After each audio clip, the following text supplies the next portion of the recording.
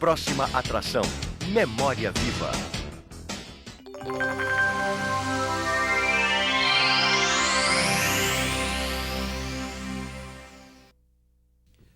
Olá, no ar pela sua TV Universitária, o programa Memória Viva. Hoje tendo o prazer de entrevistar um cidadão que é natural de Jardim de Piranhas, onde nasceu há 57 anos. Ele é advogado especialista em Direito e Cidadania. Publicou diversos artigos e tem as seguintes obras para publicar. Eu faço questão de chamar a atenção do telespectador porque, embora ele não tenha ainda a sua obra publicada em livro, ele o fará, evidentemente, e algumas dessas obras estão aqui mencionadas, e o telespectador já vai ficar sabendo da importância que essas obras poderão ter a partir dessa nossa conversa no programa de hoje. Os títulos dos livros são Sertão em Crônicas, Porque Vivi, Confesso, que é uma espécie de paródia da famosa Confesso que Vivi, da biografia, da autobiografia de Pablo Neruda, Breve História de uma Civilização chamada Seridó. Esse cidadão foi diretor do Centro de Ensino Superior do Trairi, pertencente à Universidade Federal do Rio Grande do Norte, e atualmente é professor do Departamento de Direito Privado e coordenador do curso de Direito da UFRN. Eu estou me referindo a Jair Eloy de Souza, que se encontra no programa Memória Viva para ser entrevistado por dois amigos muito queridos seus, que são o professor Liacir dos Santos Lucena, que também foi nosso entrevistado aqui do Memória Viva, um professor, né, um cientista da mais alta importância na universidade, e Luiz Damasceno de Lima e Souza, que é livreiro, igualmente entrevistado nosso, uma pessoa de grande admiração no seio da universidade, enfim, das pessoas que frequentam aqui o campus da universidade, mercê da sua atuação no setor de livros, na Cooperativa Cultural Universitária, etc. Jair Eloy de Souza, eu ameaçava antes do programa e vou fazê-lo exatamente agora.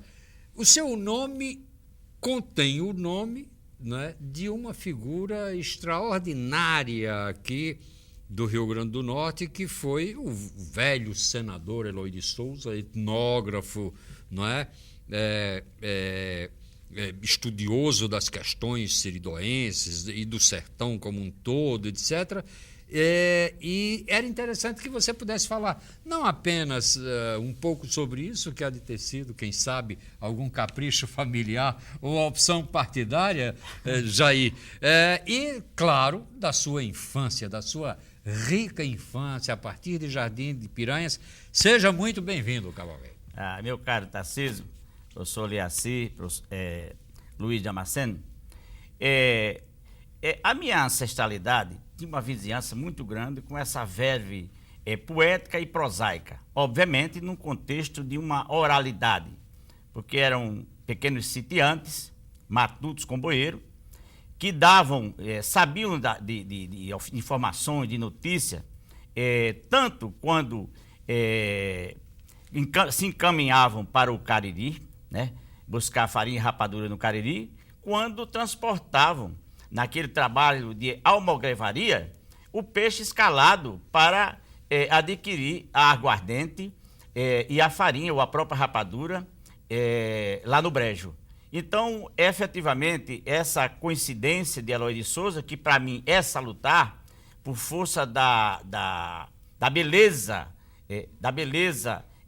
intelectual, no contexto do jornalismo, da política, que era um homem profundamente ético, e como poeta e senador da República, Eloy de Souza. Isso me apraz, mas realmente, na realidade, a nossa ancestralidade, ela pertenceu, ela vem desde o momento meião do século XIX, que era exatamente pertencer aos Gonçalves da Ribeira do Piranhas, que eram homens ligados, vamos dizer assim, ao comércio, né, ao comércio ambulante, e criadores, produtores de algodão, que efetivamente, infelizmente, tiveram seus pequenos feudos suas criações devastadas ao longo da seca mais violenta, que foi a dos 3/7, no século passado, 1877, 1878, 1879, que coincidentemente,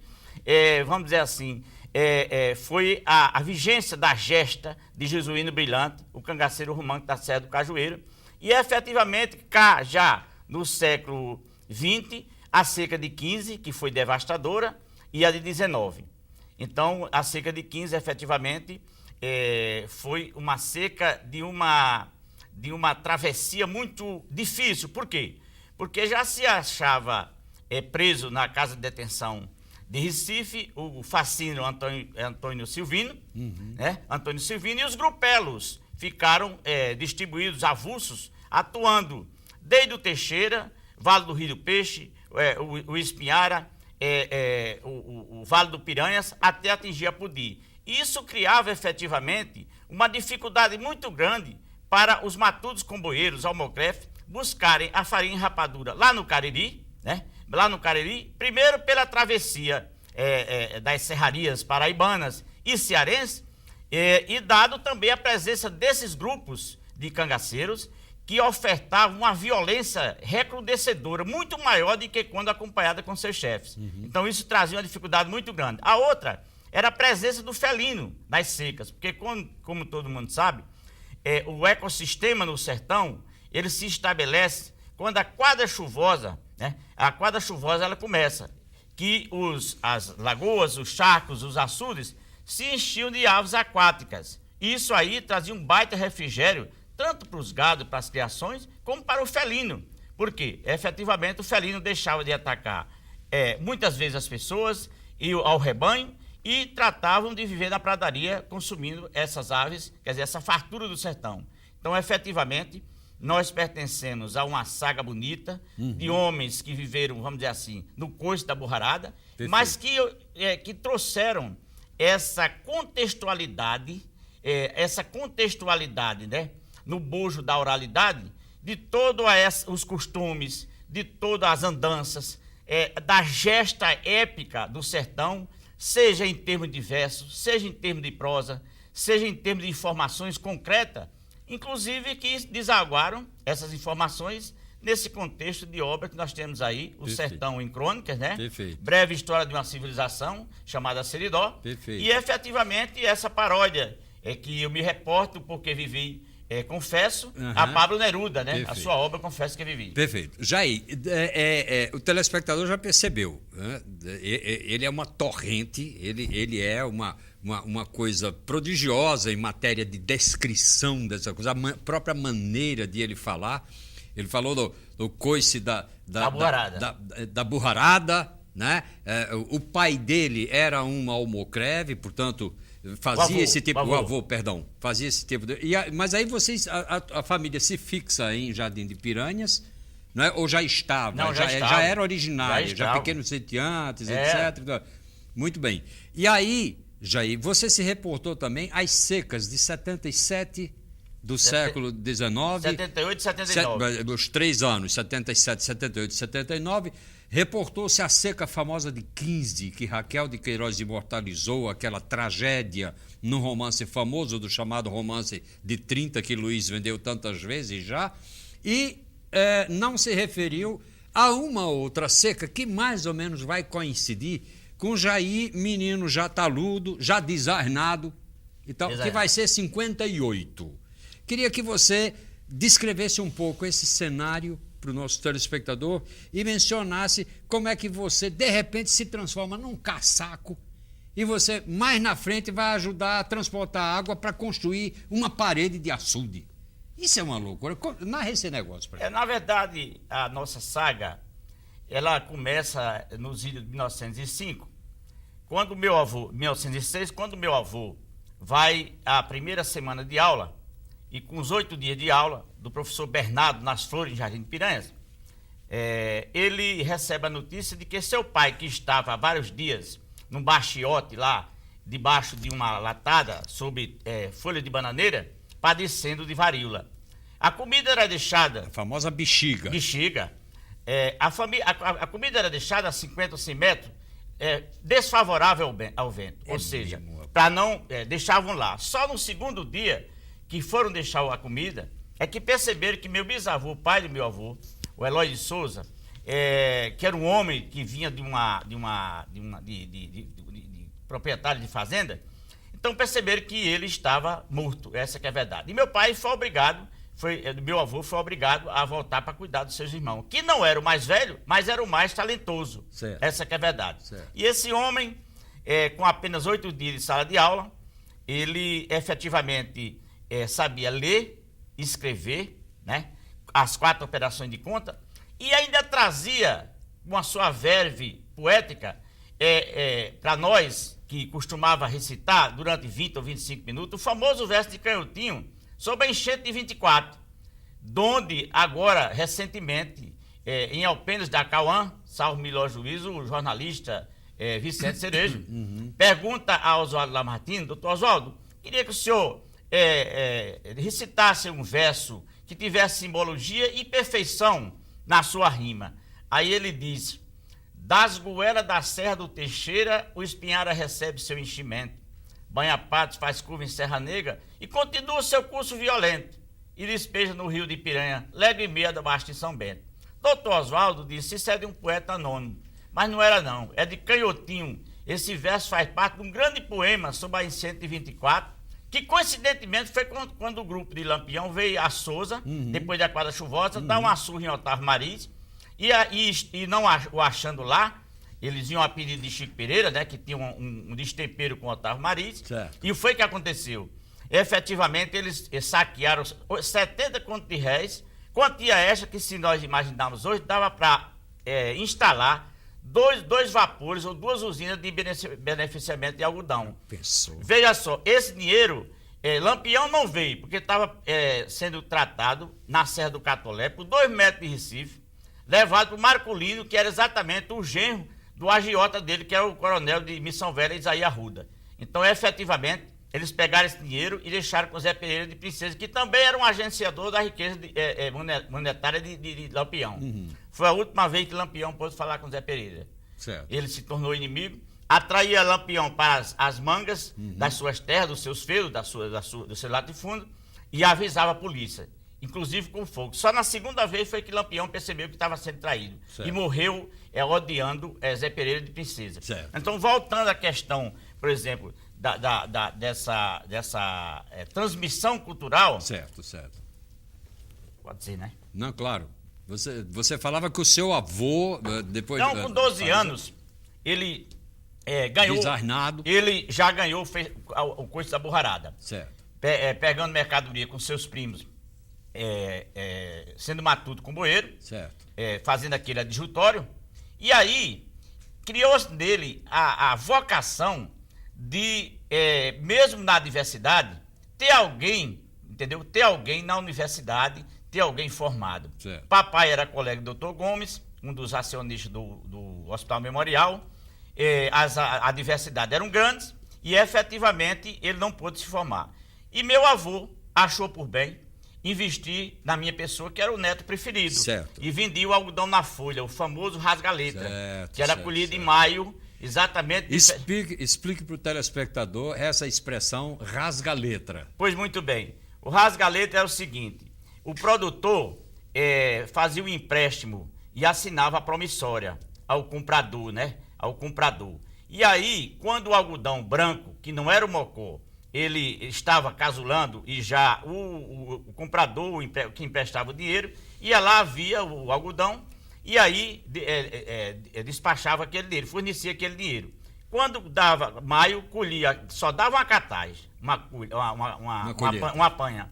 E aí ele ia lá, entregava o algodão e pagava, quitava e rasgava exatamente a promissória daquela época. Não tinha juros nem nada. Era uma operação absolutamente garantida pela confiança mútua. Exatamente. Então, com esse dinheiro, nós comprávamos, naquela época, 3 parelhazinhas de roupa, os livros, né?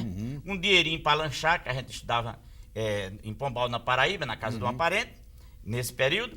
E, efetivamente, nós começamos a sua vida formal de estudos. Agora, voltando ao terreiro da seca de 58. Certo. Que aí eu quero geralmente, na sua infância, Exatamente. Geralmente, nós entrávamos na escola com 6, 7 anos.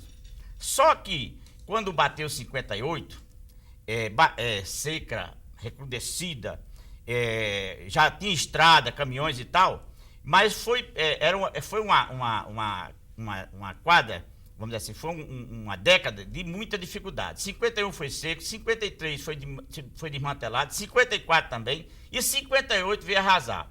Só houve algumas chuvas de mangas naquelas serras entre Paulista e Pombal, onde Marinheiro Saldanha tinha como Tangerino Mó, meu avô, e escaparam 2 ou 3 mil reis para lá. Então, só em 59, ultrapassada essa seca, porque aí, durante a seca, nós fomos alistados, né? Como caçaco, como você disse, com marigó. Talvez o mais moço... Você tinha o quê? 6 anos? 6 anos. Na Padiola, né? A nossa geração, João Maia, toda essa geração fazia parte. Por quê? Porque quando a seca batia... também não tinha como deixar o menino em casa fazendo o quê? Não tinha, exatamente. Mais que levar junto. E mesmo assim, quando batia a seca no cinzento, se igualavam. As reses morriam. Vamos dizer assim, havia muita dificuldade, o dinheiro desaparecia. Então nivelava por baixo. Mesmo os sitiantes, pessoas que sobreviviam, como é o caso do pai de João Maia, então, efetivamente, vinham para o trabalho. João Maia, que você se refere, o atual deputado federal. Deputado federal, nosso parente. Ele é dos Gonçalves, da Ribeira do Piranha. Certo. E aí, só em 58, só em 59, que prenunciava a barra de chuva, né? Prenunciava as chuvas normais no Piauí, descendo para o Ceará, entrando no oeste do Rio Grande do Norte, e aí no Seridó, foi que efetivamente nós começamos o desarnamento, né? Na carta de ABC, regido pela velha palmatória, Tereza Malvada, né? Com argumento na quinta-feira. Então isso aí, exatamente, professora de excelente qualidade. Aliás, essa senhora formou 4 filhos em direito no Rio de Janeiro, quando ela saiu lá de Jardim de Piranha, Bárbara Rodrigues. E era numa casa de taipo, uma latada coberta com oiticica, as forquilhas de Jurema e os varais de Pereira da Catingueira. E não tinha nem efetivamente banca para gente, cadeira, tamborete para a gente sentar. A gente sentava numas pedras, essa que é a verdade. E ali fazíamos nosso trabalho. Daí, ultrapassado o ano de 59, eu entrei no Padre João Maria, que aí já uma professora formal, pública, né? A professora Dadá, que por sinal é exatamente a tia da esposa de H.C. Maia. Certo. Grande professora. E aí nós, eram 2 salas, né? Do Padre João Maria. E logo em seguida, essa história de ser um construtor e tal, isso muito me honra, porque efetivamente... Você levava num jumentinho, 2 ancoretas cheias d'água. Esse jumento veio da Bahia. De um amigo de meu avô. Então, todo arriado, barriga, cangalha e tudo. E um mestre daqui de Natal, por sinal, Luiz Gomes, chegou na casa da minha avó e perguntou: senhora, como é que a gente consegue aqui para carregar água? Ele disse: pronto, eu. O senhor carrega mesmo com essa idade? Isso está já no governo de Aloysio Alves. Sim, Aloysio Alves. Certo. Porque isso você já fazia também para casa, né? Já fazia para casa, exatamente. Que é uma das, vamos dizer assim, das bem-aventuranças da criança siridoense, exatamente imitar ou fazer as coisas que os adultos já faziam. Muito bem. Jair, estão me pedindo para fazer o primeiro intervalo, e como você tocou no cerne da questão, quer dizer, a criança siridoense imitando e assimilando e fazendo repercutir toda a cultura dessa região maravilhosa que é o Seridó, nós vamos fazer agora o primeiro intervalo e, ao retornarmos, nós vamos acompanhar a trajetória de Jair Eloy de Souza e a sua gradativa formação até chegar aos bancos da universidade, mas vocês vão ter a oportunidade de ver e ouvir a maneira maravilhosa com que Jair se reporta a certos costumes, à fauna do sertão, à flora sertaneja, aos acontecimentos da... Enfim, daqui a pouco nós retornamos.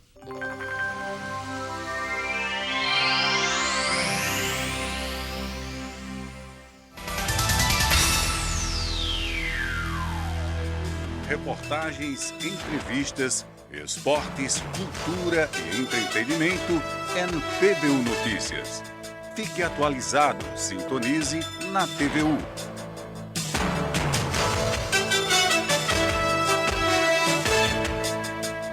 de segunda a sexta, às 6:30 da noite. O cuidado com a saúde é muito importante e, neste assunto, é sempre bom ficar atento às informações para saber como agir com nós mesmos e com os outros. Atue como educador nas campanhas de prevenção contra a malária e a dengue. Isso pode ser feito no dia a dia. Evitar focos de mosquitos na sua casa e nos locais próximos a ela e orientar os vizinhos a fazerem o mesmo são ações que estão ao alcance de todos. TV Universitária, cidadania se faz com educação.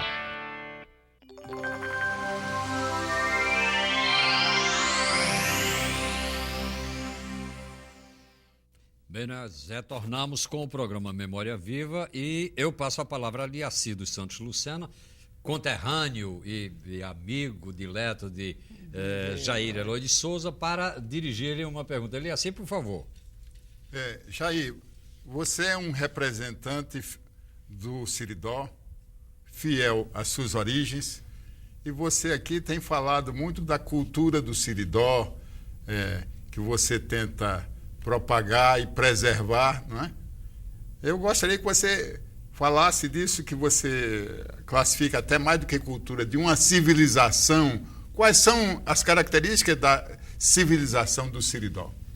Bom, primeiro nós temos que buscar os anos seiscentistas.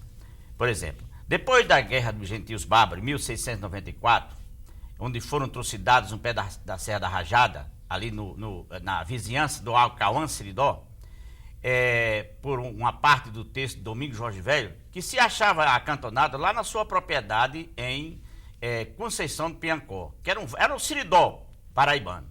Então, depois desse evento, o que foi que aconteceu?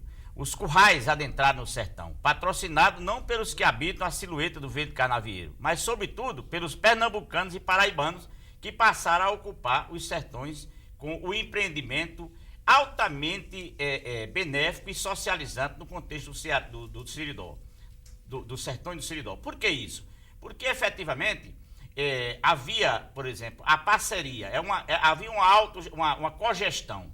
O fazendeiro, que naquela época tinha alcunha de marinheiro, porque vinham de terras ultramarinhas, do Minho, Tais do Monte, lá de Portugal, da Península Ibérica. Então, deixavam aqui o vaqueiro. Então, esse administrador, ele tinha sorte. E aqueles empregados avulsos, atrelados, tinham alcunha de fábricas. E por que esse empreendimento, essa minha preocupação em, desde a origem da ocupação dos sertões, dizer que era socializante? Porque, efetivamente, se estabelecia a sorte, ou seja, de cada 4 bezerros que nasciam, um era do vaqueiro. E daí surgiu a necessidade de não só ter o vaqueiro que soubesse contar e anotar aquelas crias, o desenvolvimento do rebanho, havia necessidade de também desarnar e de alfabetizar toda aquela geração. Por quê? Porque efetivamente foram a geração que fizeram tanto a ocupação dos sertões, como efetivamente eles faziam parte de um contexto que sustentou os sertões, mandando carne para Pernambuco, carne serenada, né? Carne serenada, que é exatamente a carne de charque, né? A carne seca. Por que isso? Por que essa preferência de Pernambuco? Desculpe, carne de seca... Carne seca. A carne serenada é que serenada. Erroneamente chamam carne de sol. Carne de sol, exatamente. Então, veja só, nesse contexto, o que é que o Siridó... Por que o Siridó, que tinha diversidade, a ocorrência de secas? Por quê? Porque as gramíneas, o pasto, eu contrario até um nosso professor da universidade, que disse que as pastagens eram fracas. Negativo. As gramíneas, o capim-quiçé, o capim pé de galinha, a milhã, o capim mimoso, o panasco, né? As ramas ricas, como o mororó, o camará, a maria preta, a flor de São João, o angico na puberdade, né? A jurema na puberdade, tudo isso eram ramas ricas, sem falar nas ramas ribeirinhas, como a engrazeira, a canafístula, né? Então, isso aí, o que faltava era o que os europeus fazem hoje, porque plantam o feno, em 4 meses, eles realmente empacotam e vão dar o gado durante 8 meses. Lá no sertão não acontecia isso porque não tinha essa clarividência, esse costume. E aí, além disso, a água doce no Seridó. A água era doce e é doce no Seridó. Além disso, a ausência pela temperatura e a baixa umidade do ar de doenças, como as doenças produzidas pelo carrapato. Então, no Seridó não se vermifuga, não há carrapaticida ser aplicada no rebanho. Isso já era uma coisa fabulosa, não morria quase, não havia óbito. E adentrando efetivamente no ciclo algodoeiro, aí é que a necessidade de se alfabetizar, de se desarnar, né, que a grande vertente do Seridó é exatamente a educação. Deixa eu aprofundar aqui. Estudos recentes mostram que o Seridó é a região do Rio Grande do Norte que tem o maior índice de desenvolvimento humano, né? E abastece praticamente todo o estado, apesar da semiaridez. Você atribui isso a quê? Exatamente, vamos dizer assim, a qualidade, a condição do siridoense de ter exatamente trilhado os caminhos pela alfabetização, pela educação. E nós sabemos que até já com a segunda geração que ocupou o Rio Acauã, o Antônio Caetano, era um cronista. Ele falava nas pragas de gafanhoto, na mortandade dos roedores, já trazia notícias da ocorrência de secas. E mais adiante, nascido em 1877, o nosso senador Padre Guerra, que lançou em 1803 a famosa Escola da Gramática Latina, que efetivamente foi um combustível, uma metodologia fabulosa em que o aluno aprendia a língua mãe, o francês, uma pequenas lições de hebraico, a aritmética, que envolvia as 4 operações, regra de 3 e proporções. E ainda para as mulheres que na época não tinham direito a vir para o curso superior, as prendas domésticas. Então, veja só, esse projeto, esse modelo pedagógico de Padre Guerra, 30 anos depois, ele já senador, ele oficializou para todo o Brasil, podemos assim. Então, essa vitória, esse triunfalismo do Seridó,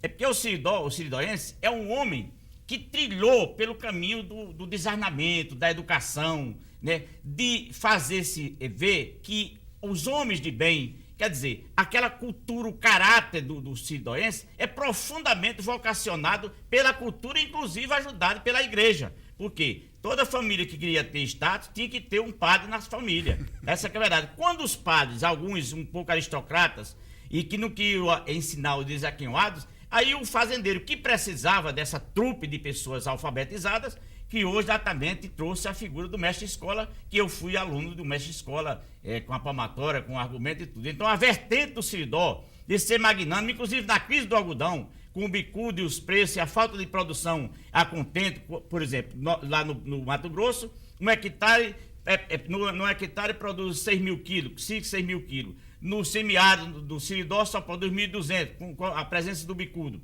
E, além disso, a crise do leite, que sendo a maior bacia leiteira atualmente do Rio Grande do Norte, é uma ironia, revolucionou na transformação das indústrias de laticínios, e é o melhor laticínio que nós temos, o queijo, os iogurtes, a coalhada do Seridó. Por que isso aí?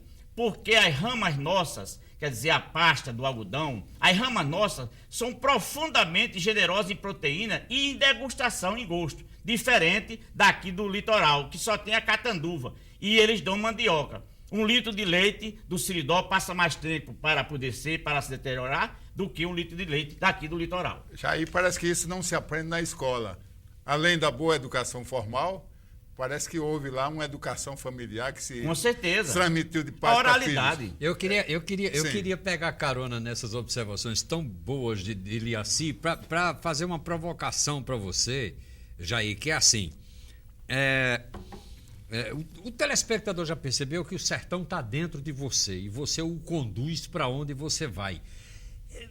Daria para Jair identificar na sua vida, né, de homem sertanejo, o momento em que você de fato descobre o sertão?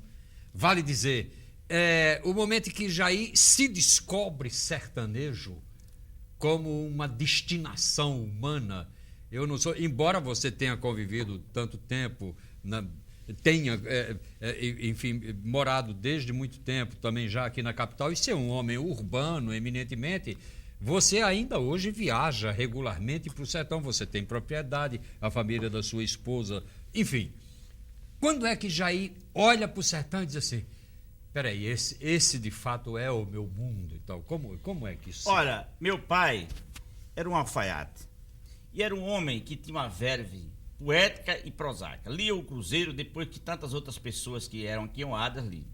E ele rezava uma máxima para nós todos os dias. Os estudos são amaros, mas seus frutos são saborosos. Isso até me emociona, porque a grande cartilha que me destinou a deixar de ser miserável, deixar de ser pobre, e eu gosto de pobre, me relaciono muito bem com pobre. Quando eu estou com o meu vaqueiro no meu feudo, eu fico à vontade, porque fico aprendendo. Porque você aprende com ele. Eu aprendo com ele, veja só. E isso fez com que, efetivamente, eu idealizasse, como meu avô já idealizava, como meu pai idealizou, a escola como resposta a essa emergência cultural, essa emergência de realização. Eu sou um homem profundamente feliz com o que eu alcancei, porque efetivamente, no contexto de toda a nossa geração, eu no ano que eu passei no vestibular de Direito, fui o único que passei, os mais aquinhoados não passaram. Mas não só isso, pelo fato de poder resgatar e guardar de tudo aquilo que a oralidade me forneceu, do meu ancestral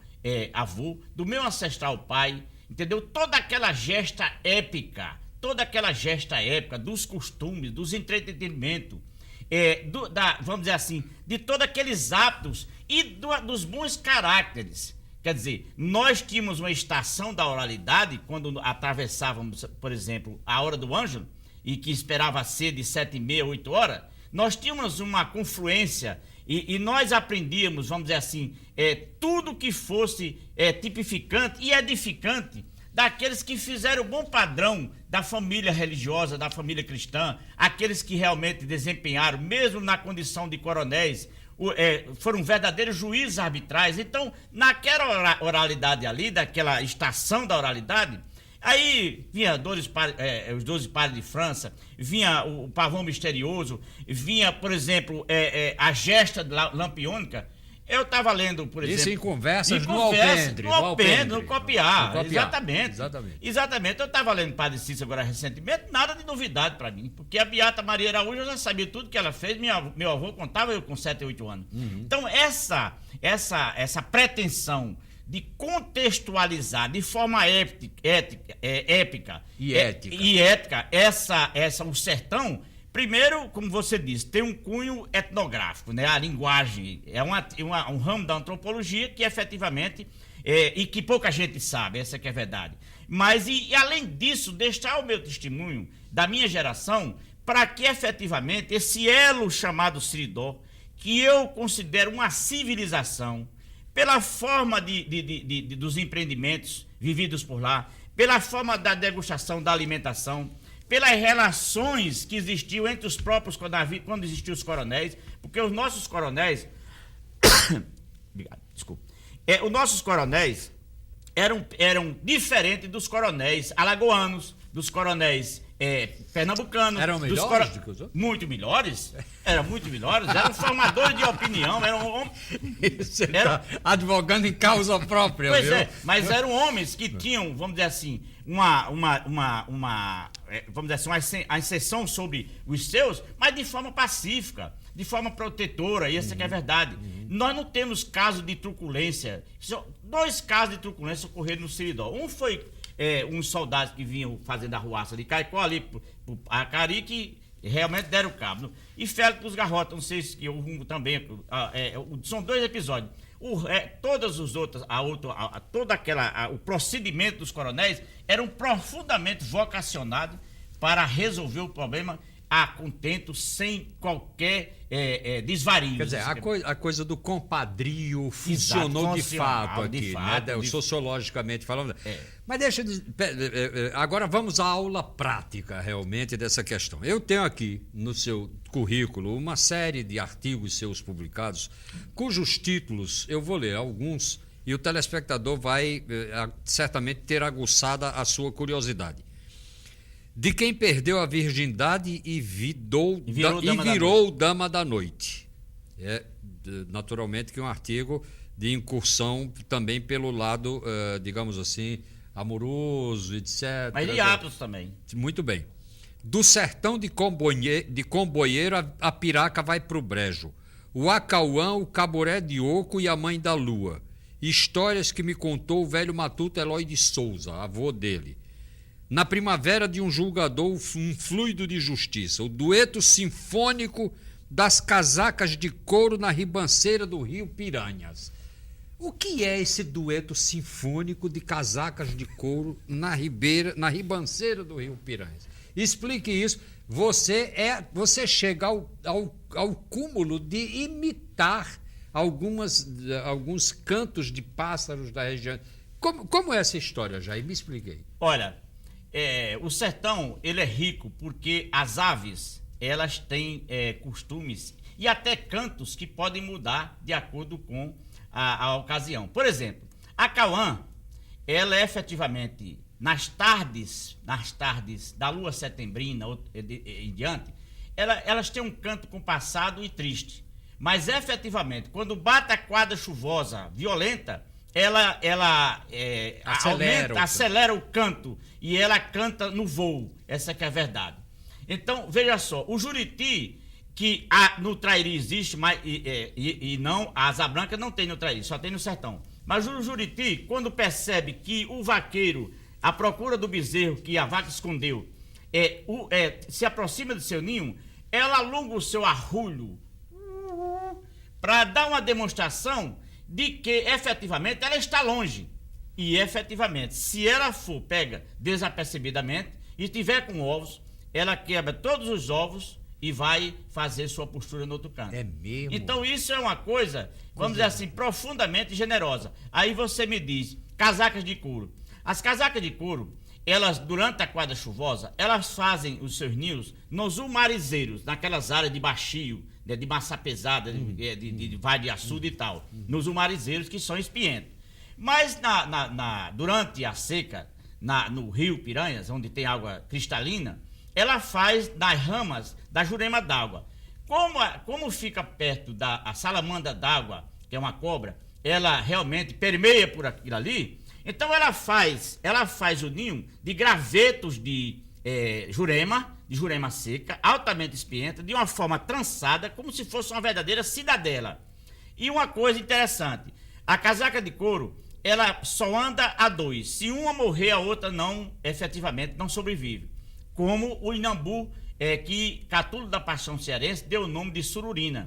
A sururina, quando morre o seu parceiro ou sua parceira, ela todo dia volta para aquele lugar, perora, chora de banzo, nem bebe nem come mais e morre de melancolia. Aliás, ele que dá o exemplo da fidelidade conjugal, na sururina, que é o inambu. Então, voltando à questão das casacas de couro, e elas só fazem tanto a construção, a tessitura, né, do seu ninho, que é de gravetos mesmo, e forrados com alguns capim mais flácido, elas só fazem cantando. Ou seja, uma para a outra acompanha. Aliás, Jacques do Pandeiro, eu hoje estava ouvindo Jacques do Pandeiro, casaca de couro. Nessa música ele descreve efetivamente isso que eu estou descrevendo para vocês aqui. Né? Então, exatamente.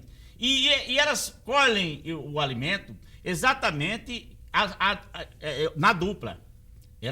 Você não vê 3 ou 4 casacas de couro encostadas na outra. E elas gostam mais do sertão com a asa branca do que dessas outras regiões. Quase que você não vê. Ô Jair, e você também, em algum momento nos seus escritos, você narra outro momento de grande solidariedade interpares, né, de pássaros, assim, que é numa luta do Acauã com a cascavel? Exatamente. Né? Como é essa história? É interessante. A Acauã, eu chamo de arena silvestre. Ela está acompanhada da outra Acauã e ela luta jogando a asa, né?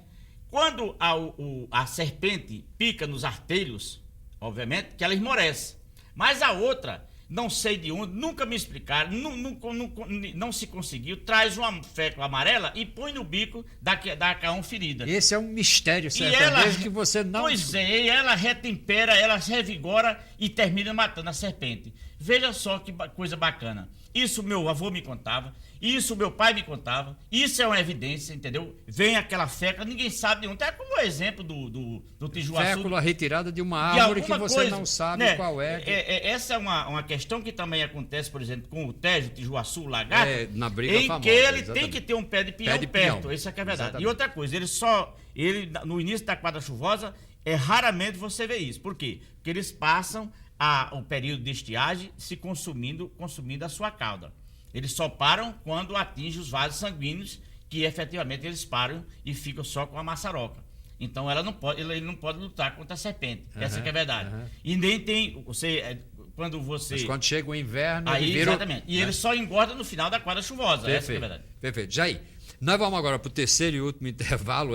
Já chegamos ao terceiro bloco do programa, ao segundo intervalo, o terceiro bloco do programa, quando aí conversaremos também um pouco, além, obviamente, de nos mantermos nesse cenário sertanejo, conversaremos também sobre a trajetória de Jair na universidade, né, na academia, onde ele tem galgado algumas posições de destaque, etc., e tem formado uma carreira no âmbito jurídico. Daqui a pouco nós retornamos.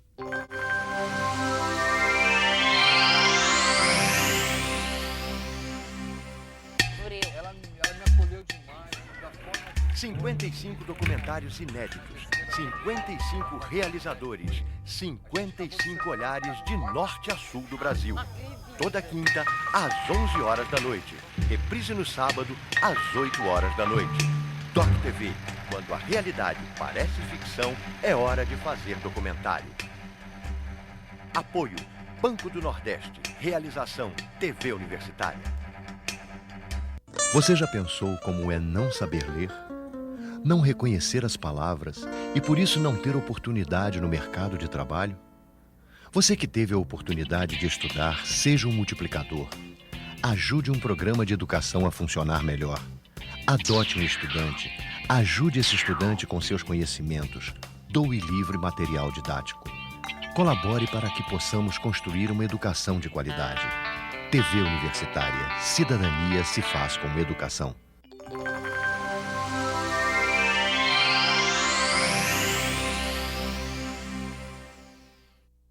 Bem, nós retornamos com o programa Memória Viva, hoje entrevistando Jair Eloy de Souza. Nós estamos na companhia de Luiz Damasceno e de Liacir Lucena, que participam dessa conversa. Jair, o telespectador há de estar fascinado exatamente com essa sua verve, essa sua maneira extraordinária de contar as coisas do sertão. E há uma coisa no sertão, obviamente, hoje precisamos dizer que estamos falando também de um sertão aqui e acolá a seu tanto mítico, na medida em que muita coisa já mudou, né? Essa coisa está toda muito viva exatamente na sua memória, na sua preocupação etnográfica, etc. Mas há coisas verdadeiramente mágicas no sertão, que são, por exemplo, aquela coisa dos caçadores de onça, os onceiros, que você já descreveu em vários dos seus textos e tal. Fale um pouco sobre isso também. E das grandes personagens sertanejas, os homens que tinham fama e nomes, apelidos curiosos e tal. Por favor. Bom, os Cabras Onceiros é um personagem que efetivamente é exemplo do vaqueiro catingueiro, né? A exemplo do vaqueiro catingueiro, do amansador, o amansador de podro ou de potro, de burro brabo. Eles fizeram parte do ciclo do couro, essa que é a verdade. Isso. E nós falamos muito, por exemplo, na bravura do vaqueiro catingueiro, aquela que rompe o cipoal, entra no catingote fechado, efetivamente desbrava a caatinga, é rasgado pela amorosa, embora incurado. Mas efetivamente, nós não podemos, por exemplo, comparar a bravura do vaqueiro com os matadores de onça, essa que é a verdade. Na realidade, não havia uma matança indiscriminada. Nós tínhamos, a nível de nossa região aqui, Cazuza Sato, lá na Serra do Tronco, no pé da Serra do Tronco, a 5 léguas de Serra Negra, que era um ancestral de Hernando Sato, que veio a ser governador da Paraíba e deputado federal. Eu conheci pessoalmente no enterro do Velho Dinarte, em Caicó.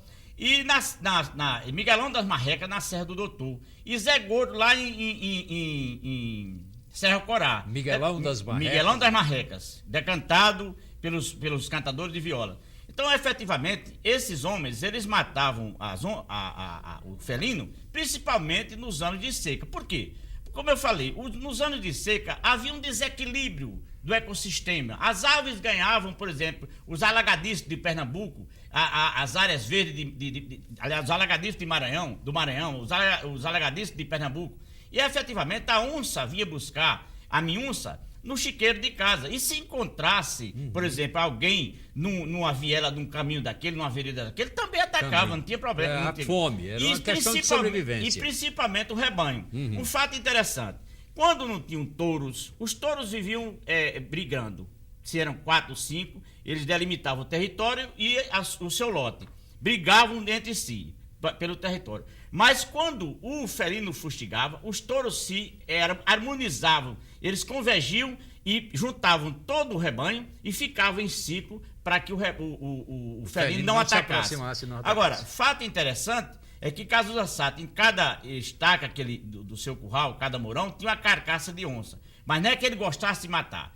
Quem gostava de matar onças de forma indiscriminada, e a exemplo de que faz com a raposa lá na Inglaterra, eram os valões, eram homens grandes, homens que viviam como se fosse um esporte. No caso de Cazuza Sato, todo esse matador de Deus tinha o seu código de honra. Lembro muito bem... Essa história é maravilhosa. Lembro muito bem de um fato, vamos dizer assim, que me trouxe o meu avô, em que ele se arranchava, ele passava nas casas de arranchação de Cazuza Sato, que era um homem aqui honrado, tinha 250 ou 300 reses.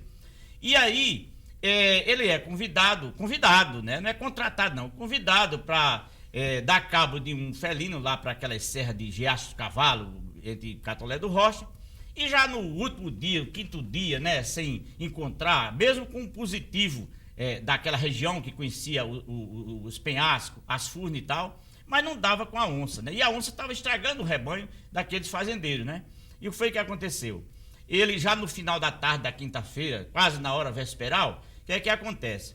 Ele se depara com... Ele ouve, né? O esturro. O esturro, mas um esturro diferente. Um esturro como se tivesse, vamos dizer assim, algo diferente.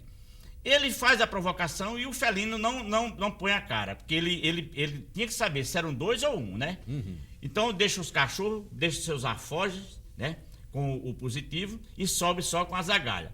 Quando chega na... Explique o que é zagaia. Zagaia é exatamente uma lança alada com coisa. Porque quando entrava a lança central, as amarras de coisa, não deixava o felino resvalando, viesse para cima dele. Ficava logo preso. Exatamente, ficava preso. Então, Cazuza Sato era um homem, tipo a... E mantinha também o caçador à distância do felino. E à distância, exatamente. Então, o Cazuza Sato tem uma formação igual a Jesuíno Brilhante, né? Certo. Que era arrancado, certo, forte, certo, né? Certo. Então, ele vê lá e tal, e sobe só, né? Quando ele chega na gruta, ele se depara com a mãe com filhotes a amamentar. Aí a alma se contrai, né? Ele que nunca tinha o felino no seu raio e nunca deixava, vamos dizer assim, vivo, né? E o felino, ele sabia que era quem estava atacando. E ele nota que ela está acompanhada por 2 filhotes. E ele bate em retirada, né? Aí quando bate em retirada, também não conversa nem com o positivo durante aquela trajetória, até chegar na casa do fazendeiro. Quando chega lá, de chofre, sem deixar ninguém interpelado, ele pergunta ao fazendeiro se lhe confiava 2 carneiros iguaiados, né? 2 carneiros iguaiados. Precisava dar de comer uma mãe com filhotes. E o fazendeiro lá, pois não, capitão Cazuza Sato? Pois não, pode matar. Mas e a fera? Deu cabo da fera? Aí ele olha assim, né, de uma forma quebrando, né, Isso, olha, eu sou um homem de alma valente e destemida. Mas nunca perdi o respeito por mulher prenha ou dando leite a menino de colo. Mas confessa ao senhor, matar criança é uma tarefa penosa. Vendo nos fins das águas, faça o serviço, não lhe custa nada. E assim ele foi levar os carneiros e o fazendeiro, toda semana, passava a levar um carneiro lá para... Porque ele sabia que estava na hora vesperal da quadra chuvosa e quando as lagoas, os açudes, os charcos enchessem d'água, as aves voltavam para a reprodução no sertão. Porque, como você não sabe... Pois não, Luiz. Poxa, isso que é carneiro iguaiado. Carneiros iguaiados, exatamente, era o costume que nós tínhamos na década de 70 para trás, em só matar os cordeiros quando eles faziam a terceira muda, primeira, segunda e terceira. Hoje é diferente, hoje o consumo é o carneiro precoce, com 4 meses, com 3 meses e meio, ou pelo menos vendo 4 meses, lá no meu rebanho Santo Inês. Então, efetivamente, vocês vejam que na realidade ele sabia que quando batesse a quadra chuvosa, aquele felino, e deu conselho ao fazendeiro, iria sair. Jamais aquele felino voltava a atacar. E assim foi feito. E por isso que nós entendemos, por exemplo, que nós temos uma bravura diferente. O sertanejo tem uma bravura diferente. Verdade. Essa que é a verdade. Um código. Uma ética, né? Uma ética, essa que é a verdade. Jair, princípio. você... por favor, Luiz. Você queria É um princípio também, né? Isso, exatamente. Mas olha, você é um homem que com o seu amor tão grande pelo sertão, ainda hoje, a moda Guimarães Rosa, etc., você vai à sua fazenda, você vai à fazenda que a sua mulher herdou, etc., e sai com o vaqueiro, e sai perguntando coisas com o morador mais antigo da terra, perguntando a respeito de tal árvore, de tal hábito de um animal que seja, o rastro diferente e tal. É assim mesmo? Como Com é? certeza. Veja só, eu acho que eu não nasci no sertão, eu acho que o sertão nasceu dentro de mim. Porque eu tenho tanto amor ao sertão que eu não sei se o sertão existe sem a minha pessoa, essa que é a verdade. Isso é uma vaidade que tem. Sim, mas claro. efetivamente isso é uma coisa profundamente, muito, muito boa a sua pergunta. Veja só, ninguém neste mundo sai daquela, vamos dizer assim, daquela fórmula do velho bar do cego lá da Grécia. Homero. Essa que é a verdade. Toda a nossa, vamos dizer, literatura, ela permeia e ela vem do contar da saga, da história dos povos. Eu saio com o meu vaqueiro, lhe digo com toda sinceridade. Eu sei, por exemplo, a cambuge só põe lá no sertão quando há invernos tenebrosos. A cambuge é um frango d'água. Ela só põe... Cambunge. É uma espécie de frango d'água. Só quando existe muita água e a taboca d'água, ela cresce. Então, uma temperatura muito alta e ela só produz naquilo ali. Então, notadamente, essa questão, por exemplo, de você me perguntar se eu saio com o vaqueiro, eu troco as botas assim que entro logo na fazenda. E vou perguntar. Só para dizer uma coisa, como é interessante isso. Por exemplo, as mutucas, aquelas vespas sanguinárias, elas só põem quando o marmeleiro sofre um veranico, enrola a sua folha e elas põem lá, entendeu como é que é? Aproveitando aquele coito ali. Então, é uma coisa profundamente... que talvez pouca gente saiba disso, né? É uma coisa de observação de quem tem tempo. Exatamente. E outra coisa que eu vou afirmar. Hoje eu sei que a flora do Trairi, comestível, a flora arbustiva, é muito mais rica do que a do Siridó. Por quê? Porque o Siridó hoje só tem as bromélias, a mancambira de Lagedo. E no Trairi ainda tem a mancambira ribeirinha, que é um baita de um refrigério para o rebanho em época de seca. Você tira a parte espinhosa e passa crua na máquina. É um baita refrigério para os gados. Porque desapareceu o quê? A catemba do algodão, não tem mais esse equilíbrio, né? Nos fins das águas, o animal passa muita fome, a não ser com as vazantes dos açudes. Você é um estudioso do Siridó, mas um estudioso de uma abrangência muito grande, porque você olha os aspectos de ecologia, de relações humanas, de climatologia, não é? Então, é interessante ver isso. Agora, eu queria que você comentasse um pouco sobre, no caso das relações humanas, sobre qual é a principal qualidade do sertanejo. Será a cordialidade? Será a solidariedade? O que é que o sertanejo do Siridó tem de especial nisso tudo? Olha, Liaci, a sua simbologia nesse programa, eu já lhe disse, a de Luiz, é grande demais. Por que isso? Porque, efetivamente, ser bom. O sertanejo tem o prazer de ser bom. Tem o prazer de ser barriga cheia. Tem o prazer de ser hospitaleiro. Tem o prazer de receber as pessoas com um sorriso aberto. Essa que é a verdade. E eu descobri, nas minhas andanças, né? Descobri que uma das generosidades das cabrochas lá do sertão, desde na antiguidade, saíam das negrinhas, que eram amas secas, porque traziam todas as informações do populacho onde elas não permeavam. E as negrinhas eram alegres e transferiam essa generosidade, essa que é a verdade. Obviamente que lá não houve muito estupro, né? No Siridó, praticamente não houve estupro como em Pernambuco, né? Certo. Então a miscigenação, se eu me perguntar, o siridóense é um pouco, vamos dizer assim, discriminador, preconceito? Mas foi onde melhor o negro foi tratado. Essa que é a verdade. Então o siridóense, vou lhe responder agora. Só existia uma mesa para a casa do fazendeiro. Ou seja, era feijão macaçá, passado no valente com osso. Ele sentava na cabeça... Passado no valente, o que é isso? O valente é um triturador que tem um pêndulo de madeira e como se fosse uma estrela de aço. E era as pessoas que cozinhavam, passavam machucavam, trituravam aquele feijão macaçá do vermelho. Certo. E esse feijão eles colocavam o osso, que nós chamamos a mistura, e a nata. E aí vinha o arroz de leite e ainda tinha o quê? Durante a seca, eles pegavam em Arapuca, os pássaros machos, a galinha d'água macho, você está entendendo? O marreco macho, para o consumo. Além disso, obviamente, tinha muitos deles que matavam os carneiros para comer sal preso, principalmente no inverno, o machista de primeira chuvada. Perfeito. Olha, Liaci colocou muito bem essa questão da bondade, dessa espontaneidade sertaneja, e isso você passou muito bem, né? Agora, numa palavra, Jair, já que a gente está próximo de terminar o programa, como é que você vê essa coisa do sertão presa a essa coisa da desertificação? Isso é Bom, isso eu escrevi alguma coisa aí. No Siridó tem saudade do velho algodão mocó. Então o que acontece é o seguinte.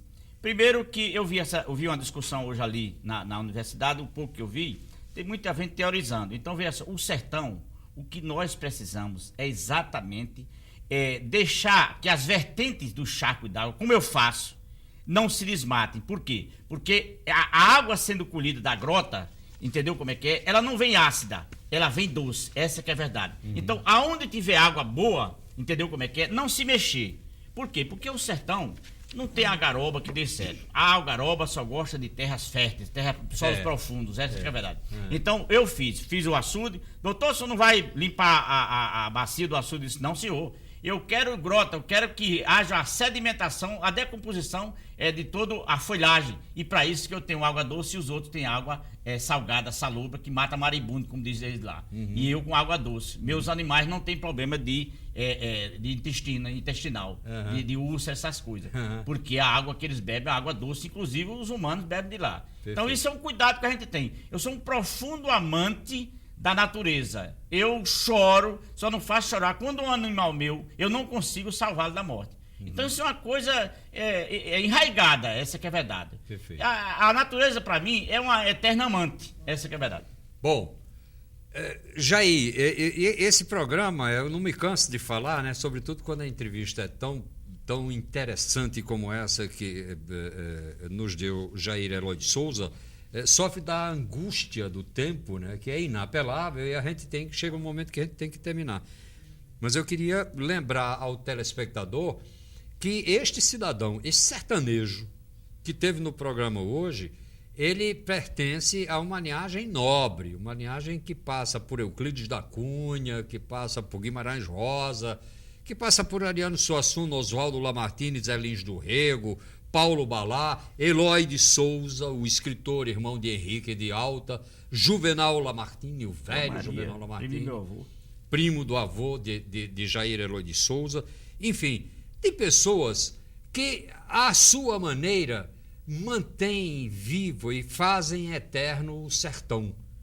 Sobretudo pelo amor incontido que essas pessoas têm por essa região do país, não é? Tão extraordinariamente rica e tão pouco cuidada por pessoas que não têm, naturalmente, que a mesma postura de um Jair Eloy de Souza, esse grande sertanejo, grande brasileiro, a quem a gente agradece ter vindo no programa, Jair. Foi um prazer muito grande. Luiz, que vai estar participando naturalmente muito melhor nos próximos programas, sobretudo quando a gente falar da vida universitária de Jair e tal, numa outra ocasião. E Liaci, que deu uma enorme força como conterrâneo e também conhecedor das coisas do sertão. Nós prometemos retornar na próxima semana.